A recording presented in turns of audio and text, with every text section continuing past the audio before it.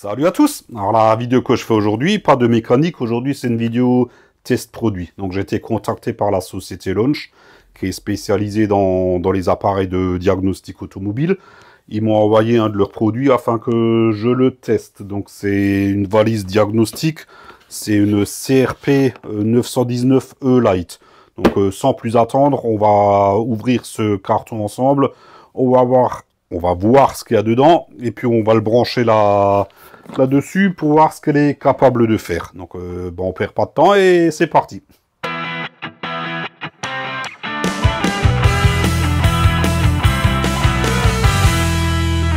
Donc voilà comment se présente ce colis. Il y a un petit scotch ici. Voilà, lui on le coupe. Comme ça on peut l'ouvrir. Hop, hop, et qu'est-ce qu'on a là-dedans? Ah, génial, il y a carrément un coffret. Ça, c'est bien. Je mets le carton de côté. Donc, petit coffret Launch. Enfin, petite valise, ouais. Franchement, nickel. On l'ouvre. Ouais. Donc, qu'est-ce qu'on a ici? Je pense que là, c'est la tablette. Allez. Exactement. Ah oui, c'est un beau bébé, hein. Punaise, la vache. Ah, ça rigole pas, hein. Avec... Zut. Voilà, le petit machin pour l'accrocher au volant ou pour la poser comme ceci. Franchement, ah ouais, ça présente super bien. Hein. Elle est grande. Hein. Elle est plus grande que mon hôtel. Bon, on va pas faire de la pub pour la concurrence. Hein. C'est une vidéo sponsorisée. Là, je pense qu'il y a tous les accessoires. Donc, hop. Qu'est-ce qu'on a là? Tous les petits sachets anti-humidité. Le manuel d'utilisateur. Donc, c'est le truc qu'il faut surtout pas lire. Et bah dis donc, ils ont pas lésiné sur les sachets. Et là, toute la connectique. Donc, qu'est-ce qu'on a? Ah ouais, ils ont carrément foutu des... Ah oui, ils ont même mis un chargeur. Bon, en même temps, c'est normal. Avec différents adaptateurs. Ça, franchement, c'est génial. Ah ouais, c'est pas con. Hein. Donc là, on a... Bah, pour nous, Européens, ça, je sais pas, ça doit être anglais, je suppose. Donc, comment ça se monte, ça? Ouais, voilà. Ah bah, tout simplement. Et il y a un petit bouton ici pour le déverrouiller. Hop. Ouais, génial. C'est pratique. C'est pas con, hein. Ça permet d'utiliser qu'un seul chargeur pour différents pays. Là, c'est un petit capuchon. Je suppose que ça sert à protéger la prise, là, quand on s'en sert pas. Ou bien, non? Ouais, non, c'est pas ça. Je sais pas ce que c'est, ça. Ou c'est pour fermer. Ah, ça doit être pour fermer ça. Ouais, voilà. Pour fermer la prise, là. Ça tient pas des masses. Ensuite, on a bah, encore une prise. Alors ça, franchement, je sais pas du tout ce que c'est comme pays. J'en sais rien. Et bien sûr, le petit câble USB donc qui va entre le chargeur et l'appareil. Alors, j'espère qu'il y a déjà un petit peu de courant dedans, qu'on puisse le tester. Ça, je le démonte. On le remet là-dedans. Ça aussi. On laisse ça là. Et nous, on a besoin juste de ceci. Hop. Est-ce qu'on a une bonne longueur? Ouais, on a une bonne longueur de câble. Le câble, il est pas mal épais. J'en ai déjà vu des moins épais, donc c'est pas mal. En même temps, ouais, comme dit, c'est un beau bébé. Hein. Après, ça vaut plusieurs centaines d'euros, hein, donc forcément. Voilà. Voilà. Donc très facile à mettre en œuvre. Le bouton pour allumer, il est juste au-dessus. D'un côté de la prise et de l'autre côté on a le bouton pour le connecteur pour brancher. Donc là je vais allumer. Ouais, il y a du courant dedans, c'est génial. Donc c'est le premier allumage. En général ils sont un petit peu plus longs.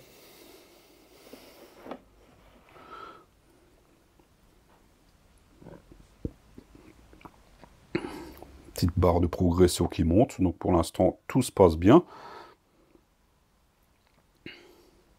Au niveau des boutons, c'est assez simpliste. On a le bouton maison, je pense que c'est le retour sur l'écran général. Les flèches de navigation, une flèche de validation et une flèche de retour. Donc vraiment très très simple. Welcome to CRP 919E Lite Start. Donc là, je pense qu'on fait OK. Et la batterie, à noter qu'elle est chargée à fond. C'est bien. Voilà. Donc là, il nous demande de choisir la langue. Est-ce que c'est tactile? Ah ouais, c'est tactile en plus. Donc on peut naviguer avec les flèches, mais c'est également tactile. J'ai changé de point de vue, j'ai un peu baissé la luminosité parce que je me suis rendu compte qu'on ne voyait pas grand chose au niveau de l'écran. Donc j'espère que ça va aller mieux là. Donc là, on va faire Start. Donc OK. Est-ce qu'on voit mieux ici maintenant? Ouais, c'est pas top top. Donc là, on est dans le choix de la langue. Donc comme dit, c'est tactile. Hein. Donc je choisis français. OK. Next. Ensuite, là, il me demande le fuseau horaire. Donc, nous, Europe-Bruxelles, ça me va très bien. Parce que c'est le même fuseau horaire que nous. Et là, il me demande d'ajouter un réseau. Donc, il veut se connecter à Internet. Est-ce que je peux passer cette étape? Je ne peux pas. Annuler. Non, je ne peux pas. Donc là, je coupe 2 secondes. Je vais rentrer mes identifiants réseau et je vous reprends. Je me suis connecté à mon Wi-Fi, donc là il me demande de saisir éventuellement les infos de garage. Donc là j'ai l'option de passer outre. Ce que je fais là, c'est toutes les politiques de confidentialité. Je suppose qu'il faut accepter. Suivant. Et voilà. Donc là, logiquement, c'est prêt à être utilisé, je pense. Hein. Diagnostiquer, OBD2. Réinitialiser, tension de batterie, autre module, mise à niveau. Est-ce qu'il y aurait des mises à jour à faire? Voilà, visiblement tout est bon. Hein. Donc si je vais par exemple dans diagnostiquer. Ah oui, il y a toutes les marques là. Hein. Ouais. Donc bah, je coupe, on va se retrouver dans la voiture, on va brancher ça. Et puis on va essayer. Hein. Tiens, il y a un coup de barre là, c'est quoi? Ah oui, ok. Qu'est-ce qui me marque? Avant que l'appareil ne commence, assurez-vous que oui, il demande à être connecté, ce qui est logique. Je coupe et on se retrouve dans l'auto. Du coup, là, on est dans la voiture. J'ai déjà mis le contact. J'ai déjà branché le câble en dessous. Je vais le brancher à l'appareil par la suite parce que sinon, je dois faire une gymnastique là.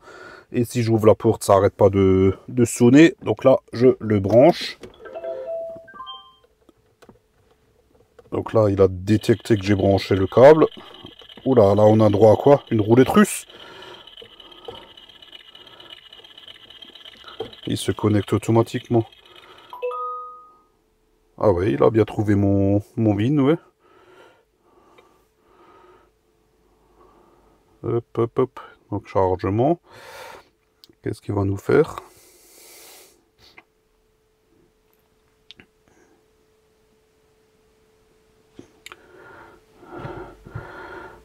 Hop, donc il nous dit bien que c'est le VIN, ça correspond 2012, une chargeur, 6 litres 4 8 cylindres, tout ça c'est OK, donc il a bien détecté, et là bah, dans la foulée il analyse tous les modules, à savoir qu'il les analyse tous.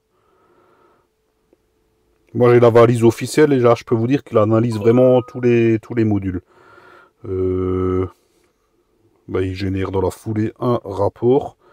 Alors dans le PCM, c'est Powertrain, donc c'est le module moteur. J'espère qu'on va le voir à l'écran. Hein. J'ai 0 faute, transmission non plus.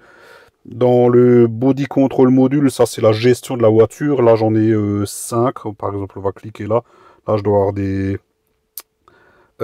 j'ai mis la langue en français. Il faut savoir que c'est encore écrit en anglais parce que j'ai pas fait j'ai fait aucune mise à jour. Donc du fait qu'on change la langue, logiquement il doit la télécharger tout. Moi j'ai rien fait. Mais là il me met bien que j'ai un souci de batterie qui était faible. Et des veilleuses. Parce que j'ai monté en fait des veilleuses à LED. Donc forcément, lui, il me trouve des défauts. Ça engendre pas de témoin au tableau de bord ni quoi que ce soit. C'est pour ça, moi, je m'en soucie pas. C'est des défauts que je les ai, je sais que je les ai, et puis voilà, ça s'arrête là, hein. Mais ouais, donc il trouve bien tous ses défauts. Donc du coup, comment on fait pour les effacer? On peut partager. J'ai pas envie de partager. Peut-être revenir en arrière. Ah voilà, clear code. Donc logiquement, je dois pouvoir les effacer. Il me explique que le moteur doit pas tourner. Bon, ça c'est logique. Là, on efface tout. La voiture fait un petit peu des bruits bizarres, mais c'est normal. C'est quand on lui trifouille dans les ménages, elle aime pas. Ça, en général, c'est propre à toutes les voitures, hein.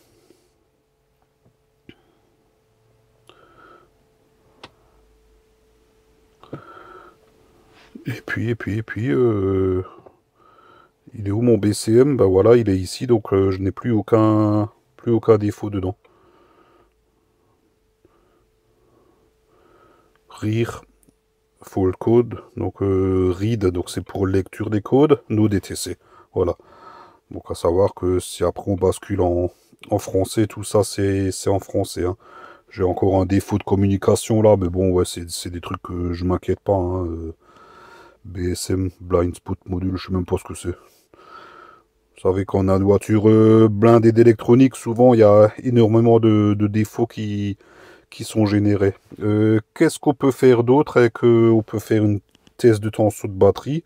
Donc moi je sais que la mienne elle est très faible, c'est écrit là 11 volts 7, parce que comme je vous l'ai dit tout à l'heure, je roule pas beaucoup avec.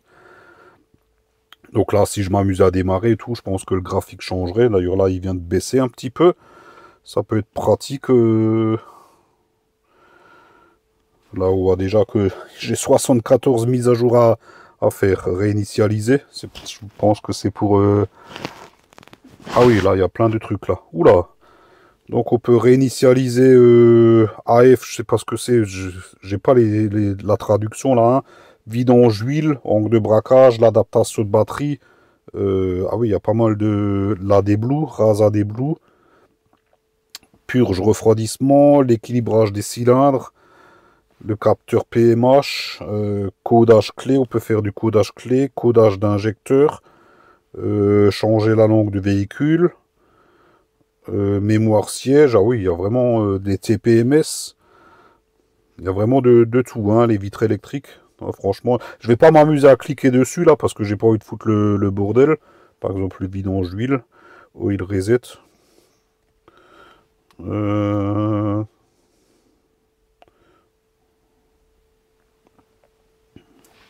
Confirmer. Ça, à la limite, je peux éventuellement le faire puisque moi je m'en fous du témoin de vidange puisque moi je fais une vidange par an. Ouais.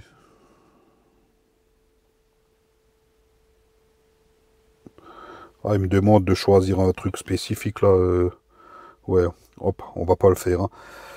Juste pour dire que c'est would like to, oui. Non, c'est vraiment, c'est complet, hein. IM, ça c'est quoi?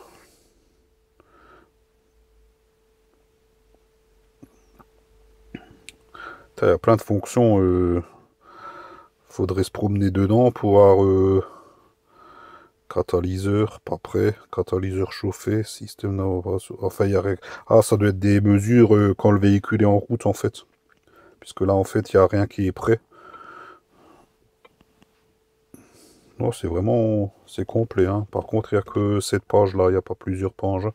OBD2, qu'est-ce qu'on a là? Je suppose que c'est une lecture rapide, peut-être.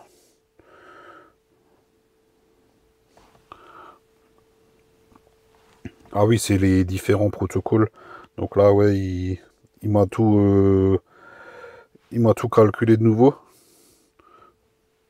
Enter. Et là, ouais, on peut faire des lectures en direct. Read live data, par exemple.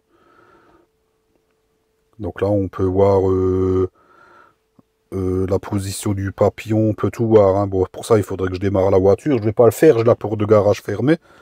Mais ouais, c'est vraiment complet, hein. Distance, engine coolant, température, donc le température de liquide de refroidissement, machin, fuel level, fuel air command. Ah oui, il y en a vraiment beaucoup, beaucoup, beaucoup. Hein. Oxygène sensor, hein, donc bien sûr les sondes lambda. Les corrections d'injection, donc short STFT et les LTFT. Hein. Hop. Et c'est tout. C'est pas mal, c'est très complet. Light, oui. Ouais, donc je pense qu'on a fait le tour. Hein. Donc comme dit, autre module, je ne sais pas ce que c'est. Données. Bibliothèque. Ah, il y a une bibliothèque de DTC. Donc là, ouais, on peut enregistrer... par exemple, moi je sais que le P0308... Comment ça marche? Ah, P0... Ah oui, il faut... Voilà. 300, on va mettre 7. Ça, normalement, c'est raté d'allumage cylindre numéro 7. On met 8, et ben voilà, il le trouve direct. Ça, c'est pas mal quand on a un code et qu'on veut connaître la signification. Excellent. Pour en mettre un au pif, hein, on va mettre par exemple 1200, 1125, par exemple. Voilà, il me demande, ça doit être un code spécifique constructeur. Donc on va changer, on va mettre 0125. Zut. Température de liquide. Ah voilà, P0125, température de liquide de refroidissement insuffisante. Ah oui, c'est... Franchement, ça c'est pas mal. Bon, après, beaucoup de lecteurs le feront. Hein. Bibliothèque, DLC, diagnostic. Ouais, non, franchement, c'est hyper complet. Hein. Bon, j'espère qu'on verra tout ça à l'écran quand je ferai le montage vidéo. Mais comme dit, ouais, c'est très complet. Ouais. Historique. Ah oui, voilà, donc il y a même l'historique. Donc du coup, accès rapide. Je peux y retourner vite fait.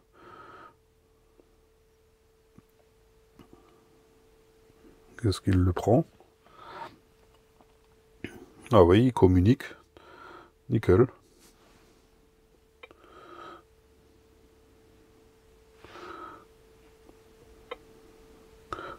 Bon, on va faire un contrôle du module moteur.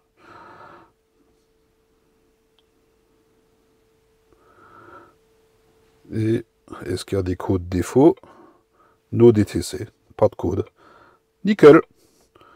Bon, je pense qu'on a fait le tour de ce petit lecteur qui est très complet. Hein. Bon, comme dit, il faut le mettre à jour pour éteindre. Éteindre. Hop, et voilà. Et là, il s'éteint. Donc, moi, je débranche tout ça. Et puis, ma foi, on va se retrouver pour le débriefing. Bon, ben, ça y est, on a fait le tour de cette tablette de chez Launch. Hein. Donc, je le rappelle, c'est la CRP 919E Lite. Elle est très complète, hein, parce que, comme dit, elle a réussi à lire tous les modules de la voiture. En général, beaucoup de lecteurs, les trois quarts des lecteurs ne lisent que le moteur. Certains lisent moteur, boîte, airbag et ABS. Rares sont les lecteurs qui lisent l'intégralité des modules. Module de porte, le BSM, module de chauffage, enfin la totalité. Vous avez bien vu, hein, là, pu voir les défauts que j'avais dans mon BSM. J'ai pu les réinitialiser sans souci. Bon, ils reviendront, je le sais qu'ils reviendront, puisque voilà, c'est le truc des ampoules à LED, pas de souci avec ça. Il y a aussi plus d'une trentaine de fonctions spéciales, hein, entre les resets de vidange, de clés, de je sais pas quoi. On a vu tout ça ensemble. Hein, franchement, c'est pas mal, c'est très complet. En même temps, je vous le crache pas, ça vaut plusieurs centaines d'euros. Hein. Donc, je pense qu'on a fait le tour. Hein. Donc, vous connaissez la politique de la maison. Hein. Si j'ai reçu ça, c'est grâce à vous. Donc, bah, c'est pour vous. J'en ai que une, ça vaut plusieurs centaines d'euros, donc j'en ai que une. Donc, bah, on va faire une question un petit peu complexe. Cette voiture, je vais changer la boîte dessus. À vrai dire, c'est déjà fait. Mais dans les vidéos futures, je vous montrerai comment je remplace la boîte là-dessus. J'ai acheté une boîte spécifique qui ne se monte que sur 3 types de véhicules. Vous me donnez les 3 types de véhicules sur lesquels monte la boîte que j'ai installée là-dessus, et cet appareil est pour vous. Le premier qui répond, c'est pour lui. Et sur ces bonnes paroles, je pense que j'ai fait le tour. Donc si la vidéo vous a plu, un petit pouce en l'air, c'est sympa, ça fait plaisir. Pensez à vous abonner si ce n'est toujours pas fait. N'oubliez pas d'activer la cloche afin d'être notifié de la sortie des prochaines vidéos. Si malgré tout ce lecteur vous intéresse, vous aurez le lien en bas en description. Et sur ces bonnes paroles, moi je vous dis à la prochaine. Ciao, ciao!